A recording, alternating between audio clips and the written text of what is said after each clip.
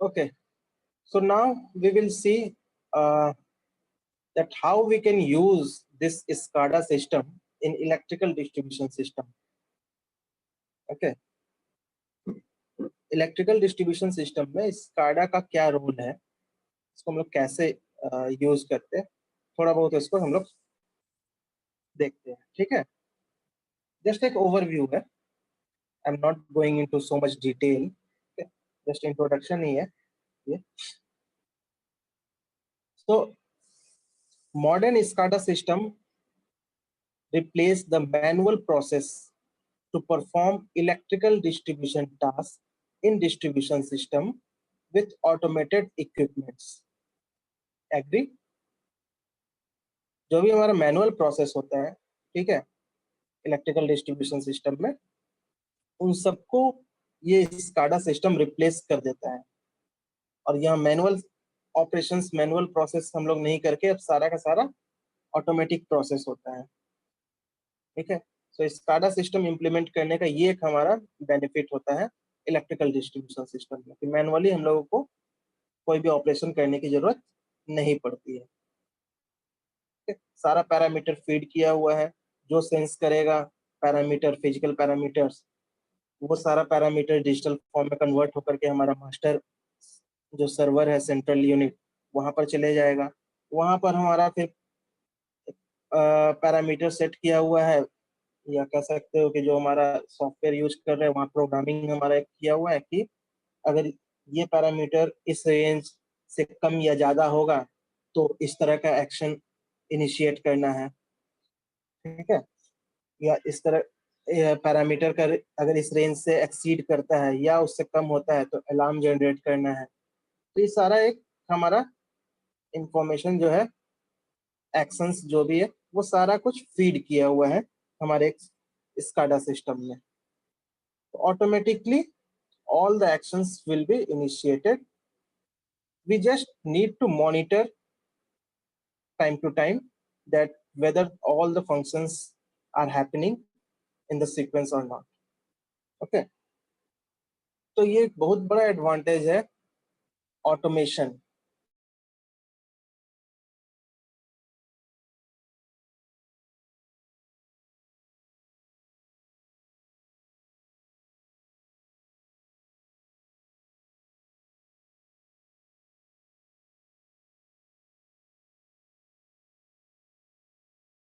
इस SCADA system को implement किया of the power distribution system है. इसके एफिशिएंसी हमारा इंप्रूव कर गया इससे इलेक्ट्रिकल डिस्ट्रीब्यूशन सिस्टम का. तो और क्या हुआ इससे हमारा benefit, real time view into the operations. Okay, we may see the real time parameters in the different sections. Okay, the data which are trending, जो भी data है different sections के real time, that we can see and we can monitor whether the data are within the limit or not. Okay, so that is the benefit of implementation of SCADA system in electrical distribution system. Okay, the complete process is automated.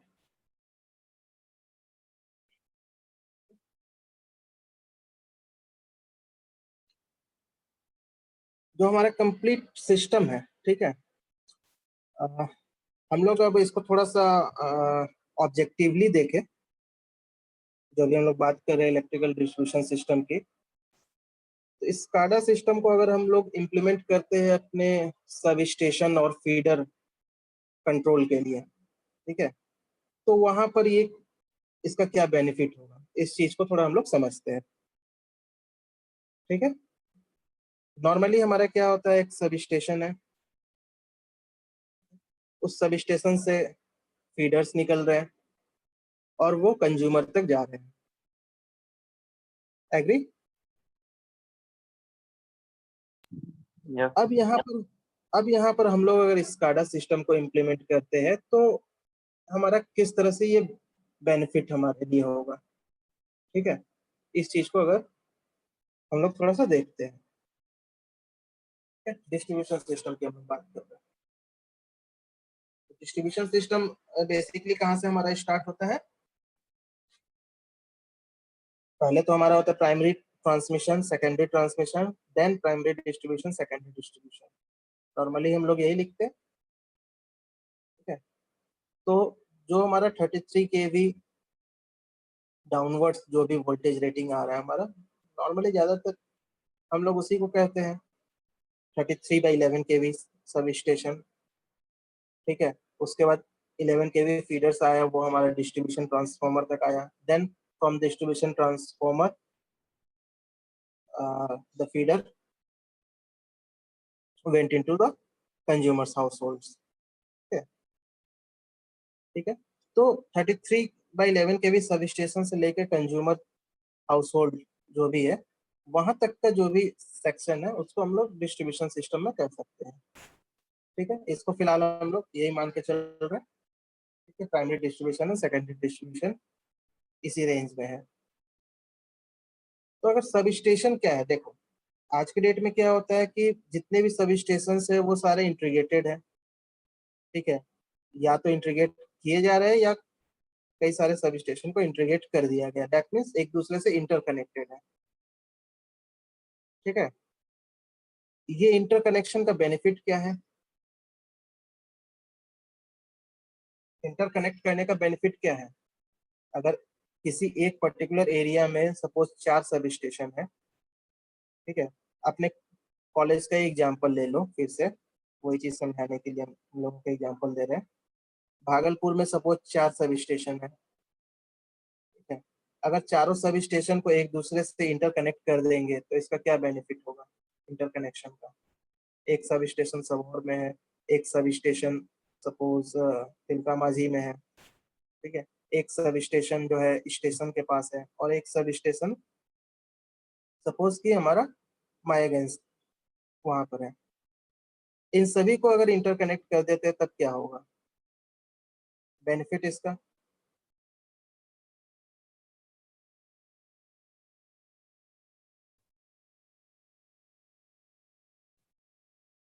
कोई बताओ।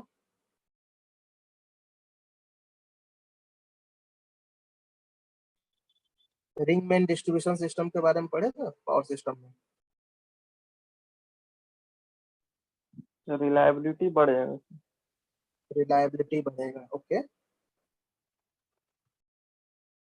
Uninterrupted power supply की जो हम लोग बात करते हैं, या जो तुम कह रहे हो रिलायबिलिटी, ठीक है, कि कम से कम डिस्टरबेंस हो जो पावर सप्लाई मिल रहा है कंज्यूमर्स को।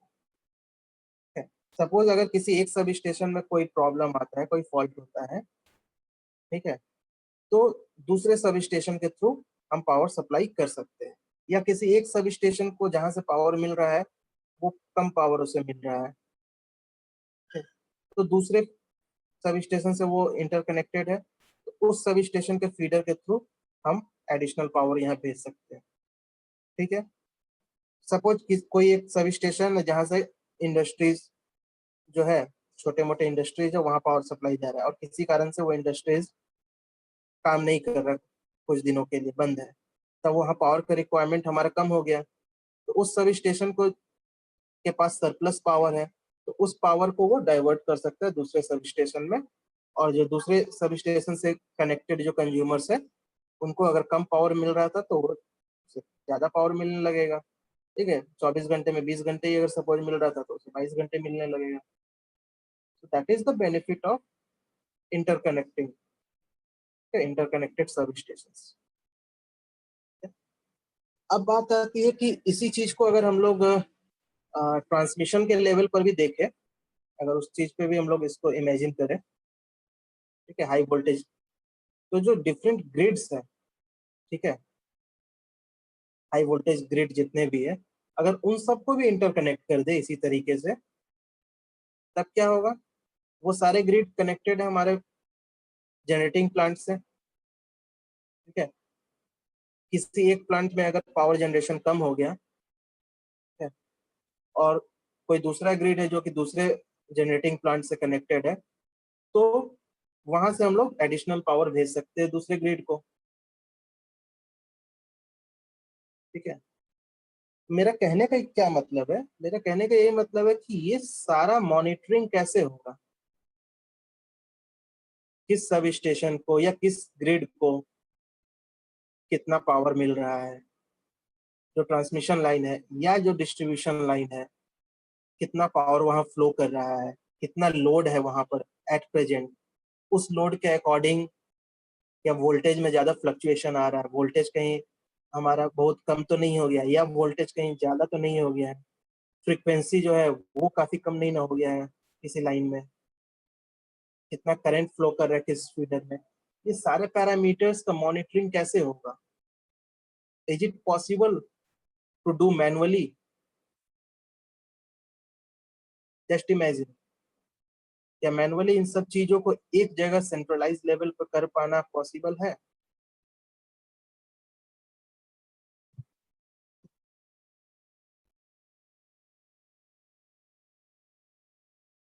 मेरी बात समझ में आ रही है मैं क्या कहना चाह यस, रहा हूँ? Yes sir. Is it possible that sub no sir. parameters related with the substation, sub or substation, parameter related with the Tilkamaji substation, or the parameter related with the railway station substation? Okay. क्या इन सभी parameters को manually कहीं हम लोग अब बैठ करके note down करेंगे और उसके अकॉर्डिंग फिर किस तरह का एक्शन लेना है, कैसे कंट्रोल करना है, किधर पावर ज्यादा देना है किधर कम देना है, क्या इस चीज को कर पाना पॉसिबल है practically manually? That is not know. Possible. यही मैं कहना चाह रहा हूँ। यहाँ पर क्या जरूरत पड़ेगी, अगर इसको इफिशिएंटली हम लोगों को करना हो, बिल्कुल सही तरीके से करना हो यहाँ पर, ठीक है, तब क्या करना पड़ेगा, हम लोगों को एक सिस्टम डेवलप करना पड़ेगा जहाँ की ये सारे पैरामीटर्स वहां पर एक जगह हम लोग देख सके, सारा पैरामीटर्स अवेलेबल हो एक सिंगल स्क्रीन पर या एक सिंगल सर्वर में, ठीक है, रियल टाइम डेटा हम लोगों को हमेशा मिल रहा हो, किस फीडर में कितने पावर अवेलेबल है, वोल्टेज करंट फ्रीक्वेंसीज क्या है, किस फीडर की कहाँ पर, किस फीडर के थ्रू कितने लोड कनेक्टेड है, वहाँ प्रेजेंट में अभी पावर डिमांड क्या है हमारा, ये सारा पैरामीटर अगर हम लोगों को एक सर्वर पर अवेलेबल हो, एक सिंगल स्क्रीन पर अवेलेबल हो, then we can decide, we can take action and we can control, ठीक है, तब हम लोग डिसाइड कर सकते हैं कि किस एरिया को कितना पावर देने की जरूरत है, कहाँ पर पावर सरप्लस अवेलेबल है, कहाँ पर पावर का शॉर्टेज है, तो जहाँ सरप्लस अवेलेबल है वहां से पावर को हम लोग ट्रांसफर कर देंगे जहाँ शॉर्टेज है, ठीक है, तो यहाँ पर स्काडा का रोल आता है, ठीक है, इसी जगह पर स्काडा जो है हमारे लिए हेल्पफुल है। जब हमारा इस स्काडा सिस्टम को इम्प्लीमेंट करेंगे इस पूरे प्रोसेस को कंट्रोल करने के लिए, ठीक है, आइदर फॉर द डिस्ट्रीब्यूशन और फॉर द ट्रांसमिशन लेवल, ठीक है, तब हम इफिशिएंटली पावर को कंट्रोल कर सकते हैं, किस एरिया में कितना पावर हम लोगों को भेजने की जरूरत है, किस एरिया में कम पावर भेजने की जरूरत है, कहाँ पर फॉल्ट है, अगर किसी एरिया में फॉल्ट हुआ तो वो भी चीज हम लोगों को वहां पर लोकेट होगा एक सिंगल स्क्रीन पर, ठीक है, तब हम लोग देख सकते हैं इस चीज को। जैसे कि ये एक देखो, ये एक डिस्प्ले है, ये डिस्प्ले किसका है, ये हमारे एक स्काडा सिस्टम का ही एक डिस्प्ले है, ठीक है? ये डिस्प्ले क्या बता रहा है, अगर इसको मोटा मोटी समझो तो ये हमारा दो फीडर्स है, ठीक है, ये दो फीडर है, ये क्या है, फ्रॉम, ये किसी सब स्टेशन से आ रहा है 66/11 के भी सब स्टेशन से, ठीक है, यहाँ से दो फीडर यहाँ आ रहे हैं, दो फीडर यहाँ, चार इनकमिंग है, उसके बाद ये बस बार है और फिर यहाँ से ये 11 के भी फीडर्स हमारा आउट गोइंग है, ठीक है, जो कि 11 के भी डिस्ट्रीब्यूशन ट्रांसफॉर्मर में जा रहा होगा हमारा 11/440, डिस्ट्रीब्यूशन ट्रांसफार्मर में ये 4 फीडर यहाँ से जा रहे होंगे, ये 4 फीडर यहाँ से जा रहे होंगे, ठीक है। और ये दोनों बस जो है इंटरकनेक्टेड है बस कपलर के थ्रू, ठीक है। ये स्ट्रक्चर समझ में आ गया। तो ये चीज हमारा दिख रहा है कहाँ पर, जो एक डिस्प्ले बोर्ड है स्काडा सिस्टम में, ठीक है। जो एक मॉनिटर होगा कंप्यूटर का, वहां पर ये चीज डिस्प्ले हो रहा है। देखो इधर राइट साइड में फिर डिफरेंट पैरामीटर्स भी दिख रहे होंगे, कब अलार्म जनरेट होना है, कब कौन सा हिस्टोरिकल डेटा भी अवेलेबल है, ठीक है। यहाँ पे और भी बहुत सारे ऑप्शंस होते हैं। तो यहाँ पर क्या दिख रहा है, किस फीडर में कितना वोल्टेज है, ठीक है, कितना उसका करंट है, कितना फ्रीक्वेंसी है, ये सारा चीज, ठीक है, ये सारा चीज यहाँ पर दिख सकता है, ठीक है। तो हमारे पास ऑप्शन है इसको कस्टमाइज करने का, according to our requirement we will customize and that data will be reflected into the screen, ठीक है। तो अब यहाँ से डिसीजन लेना हमारे लिए काफी इजी है कि किस फीडर में कितना पावर जा रहा है, कहाँ सरप्लस है, कहाँ कम है, और कहाँ से कहाँ हम लोगों को स्विच करने की जरूरत है। ये पूरा जो डिस्ट्रीब्यूशन सिस्टम है इसको हम लोग इजीली कंट्रोल कर सकते हैं यहाँ से, ठीक है।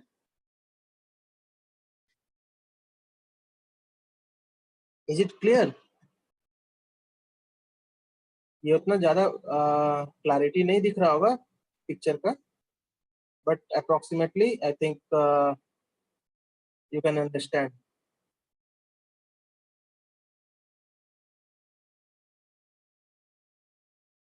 ओके। तो यही हमारा एप्लीकेशन कह सकते हो कि इलेक्ट्रिकल डिस्ट्रीब्यूशन सिस्टम में स्काडा का क्या रोल है, इस चीज से समझ सकते हो इस एग्जांपल से, ठीक है। एक फायदा और क्या है, फीडर और सब स्टेशन में तो हम लोग इस चीज को इम्प्लीमेंट कर लिए,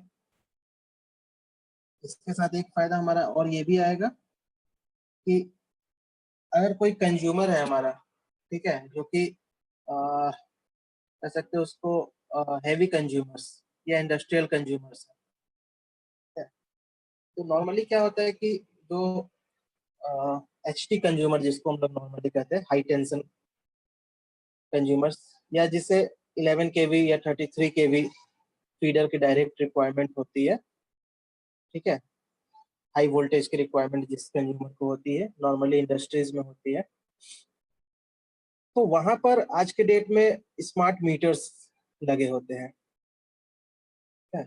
स्मार्ट मीटर के बारे में बताए थे जब हम लोग पढ़ रहे थे मॉड्यूल 1-2 इसके बारे में शायद, ठीक है। स्मार्ट मीटर में क्या फैसिलिटी होता है,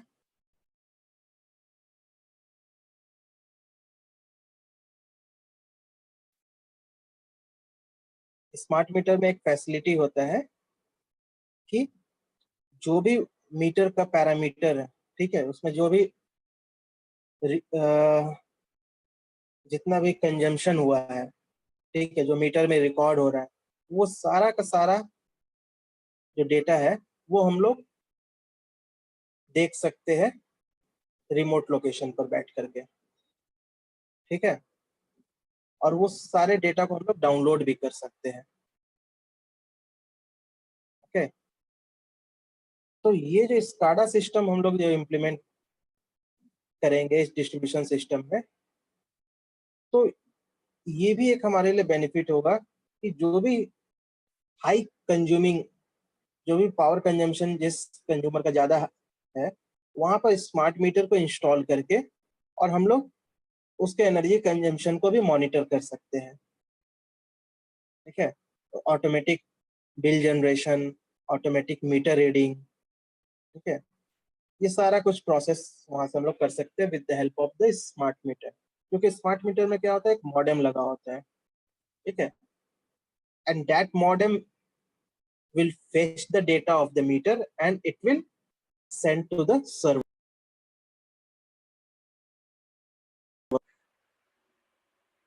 So help of the modem, वो सारा डेटा स्मार्ट मीटर का उस सर्वर में हम लोग ट्रांसमिट कर सकते हैं,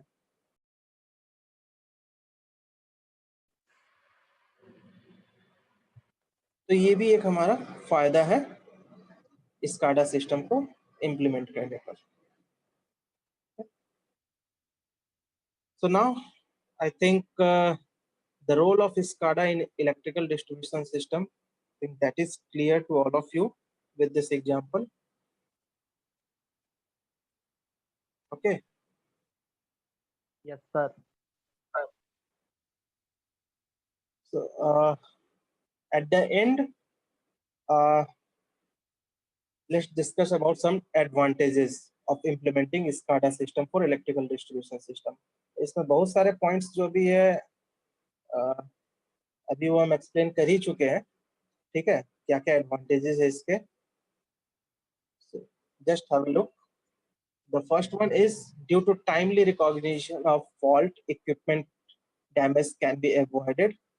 ठीक है, क्योंकि हम लोगों को सारा पैरामीटर्स दिख रहा है, सारा स्टेटस दिख रहा है कि स्पीडर का क्या है. सो इजीली हम लोग इसको रिकॉग्नाइज कर सकते हैं कि फॉल्ट कहाँ पर हुआ है, ठीक है, किस फीडर में फॉल्ट हुआ है. तो उस फीडर का जो पावर फ्लो है वो वहां पर अफेक्टेड होगा, वो दिख जाएगा हम लोगों को, ठीक है, मॉनिटर पे. Continuous monitoring and control of distribution network is perform from remote location. Remote location से भी हम लोग देख सकते हैं, इसका मॉनिटर कर सकते हैं.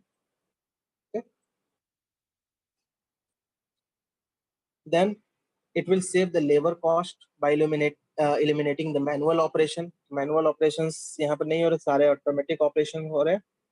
So that is the major benefit of implementing this SCADA system.